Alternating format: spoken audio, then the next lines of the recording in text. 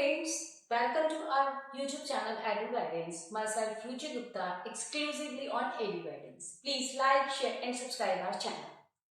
आइए देखते हैं क्लास 11 के चैप्टर डिमांड के बारे में. So what is demand? किसी भी प्रोडक्ट को खरीदने की डिजायर विथ सफिशिएंट मनी, यानी अगर आपके पास किसी चीज को खरीदने की चाह है, डिजायर है, विश है और आपके पास पैसे भी हैं, देन आई विल से आई हैव अ डिमांड. जैसे कि सपोज कीजिए एक बेगर है, उसको कार खरीदने की डिजायर तो है पर उसके पास पैसे नहीं है, तो आई विल नॉट से इट इज डिमांड. या फिर मेरे को कार खरीदने के पैसे हैं पर मुझे डिजायर नहीं है, तो I will say this is not a demand. तो यहाँ पे डिमांड सिर्फ तभी होगी when you have desire with sufficient money, यानी आपके पास पैसा भी होने चाहिए and you are also willing to buy demand. Whereas quantity demanded is the quantity purchased according to the price of a commodity. देखिए, हम जब भी किसी चीज को खरीदते हैं तो उसके प्राइस को पॉइंट ऑफ व्यू के हिसाब से ही लेते हैं कि चीज कितने की है, हमारे बजट में कितनी आती है और हम उसकी कितनी क्वांटिटी परचेज करना चाहते हैं. जैसे कि अगर पिज्जा मेरा 500 रुपीज का है तो मैं ये मान के चलती हूँ कि इसकी क्वांटिटी में 1 या 2 खरीद सकती हूँ. पर अगर यही पिज्जा 1000 का हो जाएगा तो मैं उसकी कितनी क्वांटिटी खरीदूंगी, I will have to think about that. या फिर ₹50 होने पे मैं कितनी क्वांटिटी खरीदूंगी, ये भी डिपेंड करेगा उसके प्राइस पे. तो quantity demand is the quantity purchased according to the price, यानी अकॉर्डिंगली प्राइस जो मैं डिसीजन लेती हूँ कि मैं इसकी कितनी क्वांटिटी खरीदूंगी, that is called my quantity demanded. मैं आपको बताऊं, डिमांड का सबसे इंपॉर्टेंट रोल होता है. डिमांड और प्राइस में इनवर्स रिलेशनशिप होता है. नहीं, जैसे जैसे कॉमोडिटी के प्राइस हायर होने लगते हैं उसकी डिमांड रिलेटिवली कम होने लगती है. जैसे कि मैं कहूंगी ऑल्टो गाड़ी की डिमांड ज्यादा होगी रेदर देन BMW. जैसे मैं कह सकती हूँ आईफोन, एप्पल आईफोन की डिमांड कम होगी rather than my Oppo and other phones. अब आते हैं डिमांड शेड्यूल में. डिमांड शेड्यूल आपका इस तरह का ग्राफिकल या फिर टेबुलर रिप्रेजेंटेशन है कि कोई एक बंदा कितने रुपीस पे कितनी क्वांटिटी परचेज करने वाला है. यहाँ पे मेरी क्वांटिटी है, यहाँ मेरा प्रोडक्ट का प्राइस है. मैं कहती हूँ अगर प्रोडक्ट ₹20 का है तो मैं उसकी 5 क्वांटिटी लूंगी. अगर उसकी कॉस्ट ₹30 हो जाएगी then I will buy only 4 quantity. ₹40 होने पे I will buy only 2 quantities. और अगर ये सस्ता हो जाए, ₹5 का हो जाए, then I will going to buy 20 quantities. तो this is my demand schedule, जो डिपिक्ट करता है, शो करता है कि रिलेटिवली पर्टिकुलर प्राइस पे कितनी क्वांटिटी परचेज की जाएगी. अगर ये डिमांड शेड्यूल किसी एक बंदे का है, इंडिविजुअल का, then I will say it individual demand का. जैसे मैं कहती हूँ XYZ नाम का एक पर्सन है, ये है कॉस्ट ऑफ पेन, और अगर वो पेन ₹5 का है तो वो 20 क्वांटिटी परचेज करता है. अगर वो पेन ₹20 का हो जाएगा तो वो उसकी 5 क्वांटिटी परचेज करेगा. अगर वो पेन ₹30 का हो जाएगा तो उसकी 4 क्वांटिटी परचेज की जाएगी. आइए देखते हैं market demand. Market demand actually the total demand in the market of a particular product.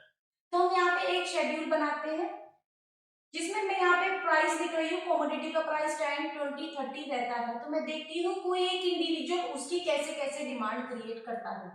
जैसे पर्टिकुलर ₹10 पे ए बंदा किसी चीज की 5 यूनिट्स खरीदता है, बी उसकी 10 यूनिट्स खरीदता है और सी उसकी 15 यूनिट्स खरीदता है. तो मैं कहूंगी इन सबका समीशन मीन्स मार्केट में ₹10 पे इस प्रोडक्ट की डिमांड कितनी है, 30. तो this is my market demand. Market demand ऐसे ₹20 पे होते ही सबकी डिमांड चेंज हो जाती है. अब इस प्रोडक्ट की डिमांड हो गई है 22. तो ₹20 होते ही प्रोडक्ट की मार्केट डिमांड है ₹22. 30 पे प्रोडक्ट की मार्केट डिमांड है 12. तो ये है मेरा market demand. Market demand is actually the summation of all the individuality, यानी सभी लोग मार्केट में किसी प्रोडक्ट की कितनी डिमांड को क्रिएट करते हैं. तो ये तो मेरा demand, quantity demanded, demand schedule, individual demand and market demand. तो हम वीडियो 2 में बताने वाले हैं आपको demand curve, slope of demand curve और why market demand curve is flatter. Market chapter के, डिमांड चैप्टर के हमने प्रीवियसली वीडियो में आपसे कुछ चीजें डिस्कस की थी, अगर आपने नहीं देखी है तो आप उसे देख सकते हैं। तो यहाँ पे हम आपको बताने वाले हैं डिमांड कर्व क्या होता है। This is my demand curve. Demand curve आपका राइटवर्ड स्लोपिंग स्लोप होता है। इसका स्लोप कैसा होता है? राइटवर्ड स्लोपिंग, यानी ये डाउनवर्ड जा रहा होता है, नीचे की ओर जा रहा होता है, डाउनवर्ड स्लोप होता है इसका। इसका क्या रिजल्ट है देखते हैं। यहाँ पे हम y एक्सिस पे किसी भी प्रोडक्ट का प्राइस लिखते हैं और x एक्सिस पे लिखते हैं हम क्वांटिटी। तो यहाँ बेसिकली हम ये बता रहे हैं कि अगर किसी कमोडिटी का ₹10 प्राइस है तो पर्सन उसकी 3 यूनिट्स कमोडिटी परचेज करने वाला है। मैं यहाँ पे अलग से लिख देती हूँ, 10 रुपीज की कितनी क्वांटिटी खरीदी जा रही है? 3 क्वांटिटी। अगर उसका प्राइस हो जाता है कम होके ₹7 तो उसकी 5 क्वांटिटी खरीदी जाएगी, और अगर प्राइस और कम हो जाता है सपोज 6, देन उसकी और क्वांटिटी 6 क्वांटिटी खरीदी जाएगी। तो बेसिकली हमारा डिमांड कर्व रिप्रेजेंटेशन है किसी इंडिविजुअल डिमांड शेड्यूल का, यानी एक इंडिविजुअल पर्सन किसी पर्टिकुलर प्राइस पे जो जो क्वांटिटी किसी प्रोडक्ट की खरीदता है उसका जब मैं ग्राफिकल रिप्रेजेंटेशन करती हूँ, then this is called my demand curve, जो स्ट्रेट लाइन में होता है और जिसका डिमांड कर्व स्लोप डाउनवर्ड होता है। स्लोप कैसा होता है? स्लोप निकालते हैं इसका चेंज इन प्राइस। देखिए ये मेरा चेंज है प्राइस का, ये मेरा प्राइस है, ये old price, this is my new price P2 P1। तो मैं कहूंगी इसका स्लोप निकालने के लिए आई विल से चेंज इन प्राइस। यहाँ पे जो ट्राइंगल होता है it's called delta which denotes change. तो प्राइस में मेरा कितना चेंज है और मेरी क्वांटिटी में कितना चेंज है। यहाँ पे मैं नेगेटिव साइन को ब्रैकेट में लगाती हूँ। नेगेटिव साइन को ब्रैकेट में क्यों लगाती हूँ देखते हैं, क्योंकि मेरे प्राइस में कितना चेंज है। प्राइस मेरा चेंज हुआ है 10 रुपीज, 7 है मेरा नया प्राइस, ओल्ड प्राइस है मेरा 10 रुपीज में मैं कितनी क्वांटिटी खरीदी थी? 3 क्वांटिटीज। न्यू क्वांटिटी है मेरी 5। 7 रुपीज पे मैं खरीदती हूँ, सॉरी 5 क्वांटिटीज, और 10 रुपीज पे खरीदती हूँ मैं 3। तो ये यहाँ पे मेरा आता है -3/2। तो ये नेगेटिव साइन हमेशा रहता है, क्योंकि प्राइस और क्वांटिटी डिमांडेड में होती है इनवर्स रिलेशनशिप, जो ये शो करती है कि जैसे जैसे प्राइस कम होगा क्वांटिटी ज्यादा इंक्रीज की जाएगी, ज्यादा डिमांड की जाएगी, और जैसे जैसे प्राइस हाई होगा क्वांटिटी डिमांड कम होने लगेगी। तो यहाँ पे मैं बोलूंगी, उसके बाद मेरा दूसरा पॉइंट आता है बहुत इंपॉर्टेंट, कि मार्केट डिमांड का फ्लैटर क्यों होता है। देखिए इंडिविजुअल डिमांड पर डायरेक्ट इफेक्ट पड़ता है। अगर ये प्रोडक्ट और सस्ता हो जाएगा, से 5 रुपीज हो गया, तो इसकी डिमांड और बढ़ा दी जाएगी, पर मार्केट में ऐसा नहीं होता। Market demand is what? Summation of all individual. All individual कितनी डिमांड क्रिएट करते हैं उसका समीशन ही मेरा मार्केट डिमांड कहलाता है।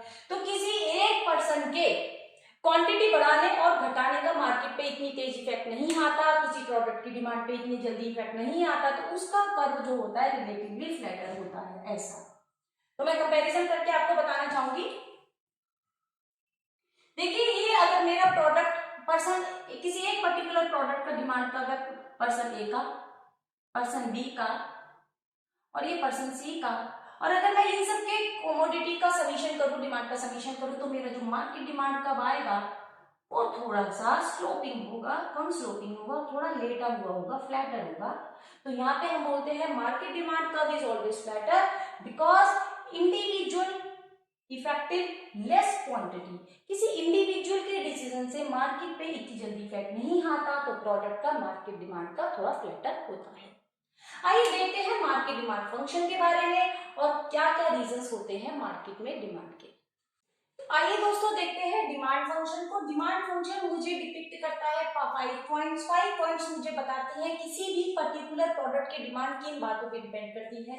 तो पहला पॉइंट आता है मेरा price of the commodity, on price, यानी कमोडिटी का अपना प्राइस कितना है। देखिए अभी हमने बताया था कि डिमांड और क्वांटिटी डिमांडेड में एक इनवर्स रिलेशनशिप होता है, यानी महंगी प्रोडक्ट, अगर किसी प्रोडक्ट का प्राइस बढ़ता है तो उसकी क्वांटिटी पे नेगेटिव इफेक्ट पड़ता है, यानी उसकी क्वांटिटी कम परचेज करी जाती है। वेयर एज अगर किसी कमोडिटी का प्राइस सस्ता हो जाता है तो उसकी क्वांटिटी को ज्यादा खरीदा जाता है। देखिए कैसे, मान लीजिए पार्ले जी का एक बिस्किट 20 रुपीज का आता है और आप उस पे इसकी 5 क्वांटिटी खरीदते थे। अगर वही बिस्किट आपका सस्ता हो जाता है तो आप उसके कंजप्शन को बढ़ा देते हैं। क्या क्यों बढ़ाते हैं? बांटने के पर्पज से बढ़ा देते हैं, किसी भी पर्पज से बढ़ा सकते हैं। यदि और अगर वो महंगा हो जाता है तो आप उसकी क्वांटिटी को रिप्लेस कर देते हैं या किसी और से खरीद लेते हैं। तो मैं यहाँ पे ये कहूंगी कि महंगी चीजों की क्वांटिटी ज्यादा होती है, डिमांड ज्यादा होती है, जबकि सस्ती चीजों की डिमांड ज्यादा होती है और महंगी चीजों की डिमांड रिलेटिवली लेसर होती है। तो मेरा पहला पॉइंट आता है डिमांड में। सबसे पहले हम किसी प्रोडक्ट का डिमांड प्राइस देखते हैं कि मेरा प्रोडक्ट है कितने का और मैं अपने पर्टिकुलर बजट में उसकी कितनी क्वांटिटी को खरीद सकती हूँ। सेकेंड पॉइंट आता है मेरा प्री बाई प्राइस ऑफ रिलेटेड गुड्स। ये बहुत इंपॉर्टेंट कॉन्सेप्ट है, प्राइस ऑफ रिलेटेड गुड्स, जहां मेरे दो गुड्स है, substitute goods and complementary goods. तो व्हाट आर सब्स्टिट्यूट गुड्स? वो गुड्स जो एक दूसरे को रिप्लेस कर सकती है, एक दूसरे की जगह ले सकती है, उन्हें सब्स्टिट्यूट गुड्स कहते हैं। जैसे मैं कहूँ टी एंड कॉफी, या तो कोई बंदा टी पिएगा या कॉफी पिएगा, या तो कोई रियल जूस पिएगा या फिर फ्रूटी पिएगा। तो इस तरीके से वो चीजें जो एक दूसरे की कॉम्पोजिशन होती है, एक दूसरे की जगह ले सकती है, उन्हें हम सब्स्टिट्यूट गुड्स कहते हैं। और कॉम्प्लीमेंट्री गुड्स मेरी वो गुड्स होती हैं जो पेयर अप चलती है, साथ साथ चलती है, पेयर्ड होकर चलती है। जैसे पेंसिल और शार्पनर, यहाँ पे पेंसिल अगर चाहिए तो शार्पनर की सेल बढ़ेगी, और शार्पनर चाहिए तो ऑब्वियसली पेंसिल बिखी रही होगी तभी चाहिए। यानी जो चीजें कॉम्बिनेशन में चलती है, पेयर अप में चलती है, उन्हें हम कॉम्प्लीमेंट्री गुड्स कहते हैं। देखते हैं इनके कैसे कैसे इफेक्ट्स रहते हैं।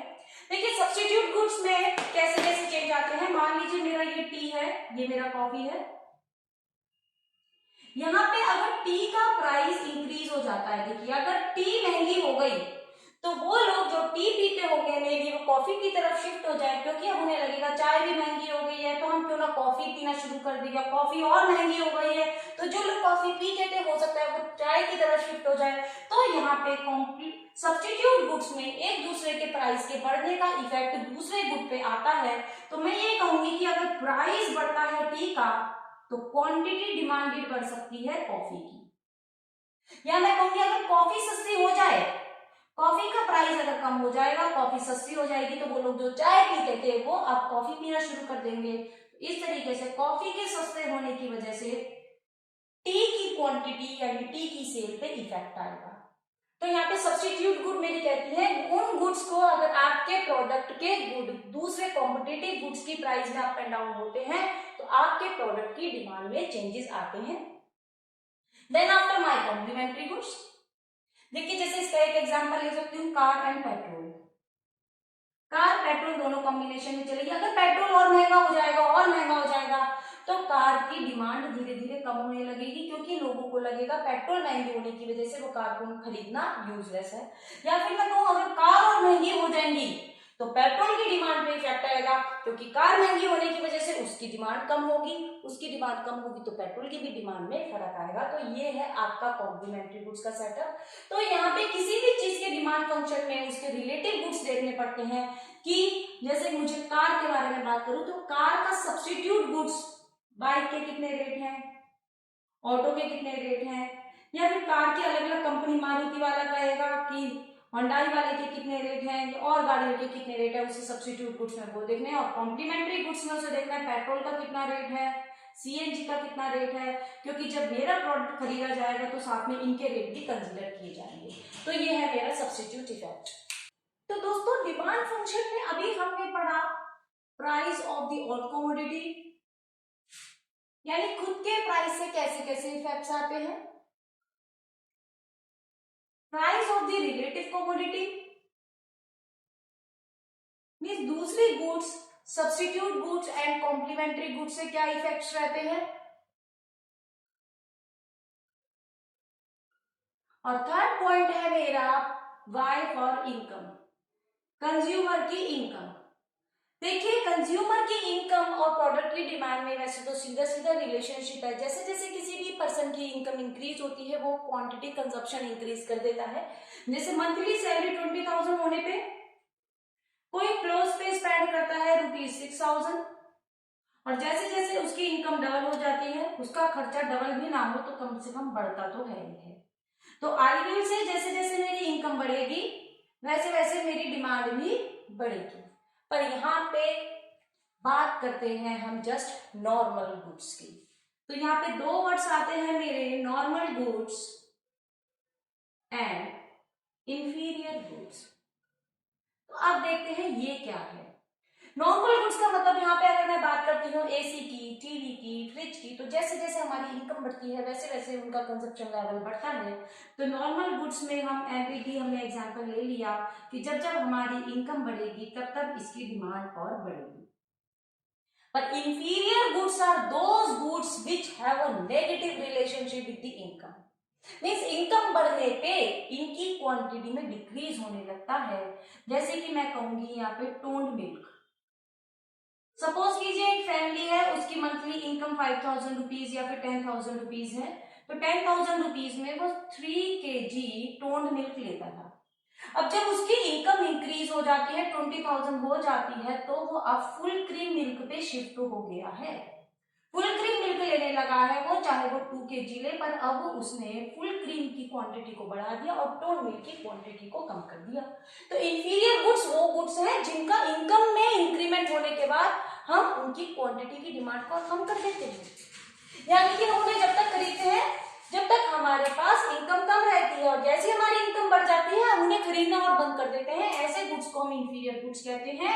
इनका मैं बोलूंगी in other words inverse relationship होता है। इनवर्स रिलेशनशिप है इनका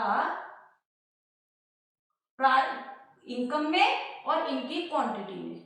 जबकि यहाँ पे मेरा इनकम और क्वांटिटी बढ़ेगी तो दोनों बढ़ेगी, यानी मैं इनकम बढ़ेगी तो मैं डिमांड ज्यादा क्रिएट करूंगी, जबकि यहाँ पे मेरी इनकम बढ़ेगी तो मैं इसकी डिमांड को और कम कर दूंगी।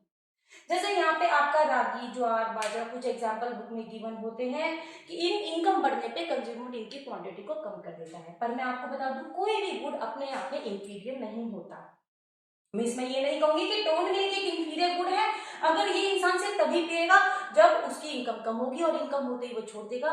कभी कभी कुछ एक्सेप्शंस केस में डॉक्टर खुद रेकमेंड करते हैं हार्ट पेशेंट्स को या फिर उन पर्सन को जिन्हें फैट से प्रॉब्लम होती है कि टोन मिल्क का ही कंजप्शन किया जाए। तो कोई भी गुड अपने आप में इंफीरियर नहीं है, पर कुछ एग्जाम्पल में हम कह सकते हैं वो अनवांटेड गुड्स, वो चीजें जो सिर्फ हम तभी कंज्यूम कर रहे हैं जब तक हमारी इनकम लेवल कम है। इनकम लेवल कम अच्छा होते ही हम उसे छोड़ देंगे, such goods are called inferior goods. तो यहाँ पे मेरे डिमांड फंक्शन का थर्ड पॉइंट है income. Income of the consumer, जैसे जैसे कंज्यूमर की इंक्रीमेंट में अप एंड डाउन आते हैं वैसे वैसे क्वांटिटी और डिमांड में भी अप एंड डाउन आते हैं।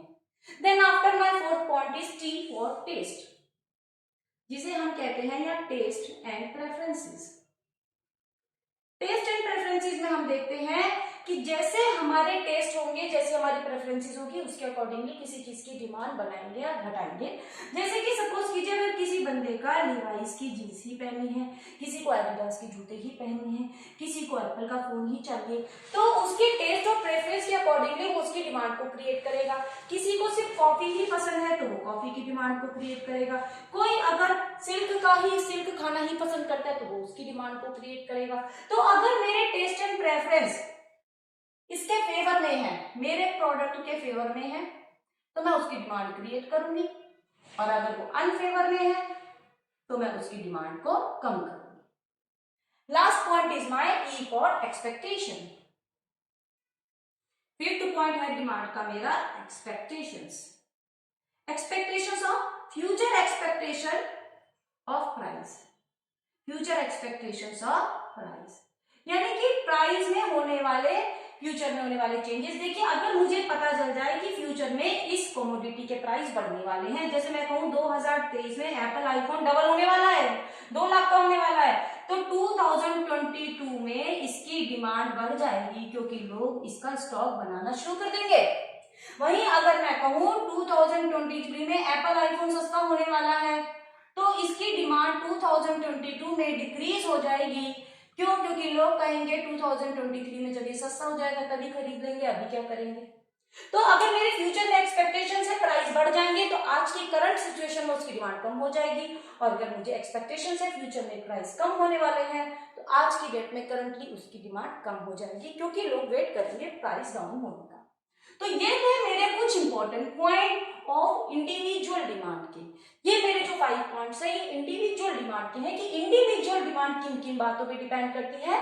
कमोडिटी के खुद के प्राइस पे, रिलेटेड गुड्स यानी सब्स्टिट्यूट और कंपैरेटिव गुड्स के प्राइस पे, कंज्यूमर की इनकम पे, कंज्यूमर के टेस्ट एंड प्रेफरेंसेस पे, और फ्यूचर में होने वाले प्राइस के अप एंड डाउन में। ये हमारे 5 पॉइंट्स हैं जो हमें बताते हैं किसी भी कमोडिटी की डिमांड कैसी रहेगी। देखते हैं अब मार्केट डिमांड पे। इन 5 पॉइंट्स के साथ मार्केट डिमांड में ऐड हो जाते हैं 3 मोर पॉइंट। आई विल से market demand. Market demand commodity x का कितना होगा, ये 5 पॉइंट्स यानी प्राइस ऑफ द कमोडिटी अभी भी देखेंगे, price of the relative goods अभी भी देखेंगे, this is R. Y for income अभी भी देखेंगे, T फॉर टेस्ट भी देखेंगे, E फॉर एक्सपेक्टेशंस भी देखेंगे। तो अब मेरा यहाँ पे क्या क्या बढ़ता है, मार्केट डिमांड में बढ़ता है मेरा N Y यानी कि नंबर ऑफ पॉपुलेशन। यहाँ पे मेरा ऐड हो गया है पॉपुलेशन। पॉपुलेशन मीन्स जो मेरा क्राउडेड एरिया होगा, जितना ज्यादा एरिया होगा वहां पे मेरी किसी पर्टिकुलर डिमांड, प्रोडक्ट की डिमांड उतनी ही ज्यादा हो सकती है। जैसे मैं कहूंगी दिल्ली में किसी पर्टिकुलर डिमांड की ज्यादा होगी, जैसे राजस्थान कोटा से, क्योंकि दिल्ली की पॉपुलेशन ज्यादा है तो यहाँ पे एक्सपेक्टेड डिमांड भी ज्यादा उम्मीद हो सकती है किसी प्रोडक्ट की। तो पॉपुलेशन को देख के higher the population higher the quantity demanded, lower the population lower the quantity demanded. Then after last point आता है मेरा इनकम डिस्ट्रीब्यूशन। इनकम डिस्ट्रीब्यूशन से मेरा मतलब है यहाँ की जो पॉपुलेशन है वो किस तरीके की वहां पे इनकम का डिस्ट्रीब्यूशन है। जैसे मैं मुंबई के 2 एरियाज की बात करती हूँ, यहाँ पे मुंबई में मैं धारावी की बात करती हूँ, ये है मेरा एरिया धारावी और ये है मेरा जुहू बीच। यहाँ पे देखिए ये बहुत महंगा एरिया है, धारावी मेरा स्लम एरिया है। तो अगर एप्पल आईफोन को अपना प्रोडक्ट लॉन्च करना होगा तो वो किस एरिया में जाएगा, इधर। और किसी सस्ती कंपनी को सस्ता सा पेस्ट या टबैको या फिर गुटखा इशू करना होगा तो वो कहाँ जाएगा, इधर जाएगा। तो यहाँ पे आपको पॉपुलेशन का इनकम सेटअप देखना पड़ेगा, इनकम का स्ट्रक्चर देखना पड़ेगा, डिस्ट्रीब्यूशन देखना पड़ेगा कि जिस एरिया में आप अपने प्रोडक्ट के बारे में स्टडी कर रहे हैं, डिमांड स्टडी करना चाहते हैं, वहां के लोगों का इनकम स्केल क्या है। यानी इनकम को देखते हुए ही कोई भी कंपनी डिसाइड करेगी कि इस पर्टिकुलर प्रोडक्ट में उसके प्रोडक्ट की डिमांड एरिया में डिमांड होगी या नहीं होगी। जैसे कि मैं कहूँ मेरे 5 रुपए 10 रुपए 100 रुपए के पैंट कहाँ जाएंगे, इस एरिया में, जबकि मेरे 1000-2000 के पार्कर के पैंट कहाँ जाएंगे, जूहू बीच में जाएंगे या दूसरे एरियाज में जाएंगे। तो इनकम डिस्ट्रीब्यूशन के अंदर भी मार्केट में डिसाइड किया जाएगा कि किसी पर्टिकुलर प्रोडक्ट की इनकम कैसी रहेगी, डिमांड कैसी रहेगी। तो I hope it is clear now. Please don't forget to like, share and subscribe our channel. अपने नेक्स्ट वीडियो में जानेंगे हम डिमांड चैप्टर के बारे में और please stay on the video.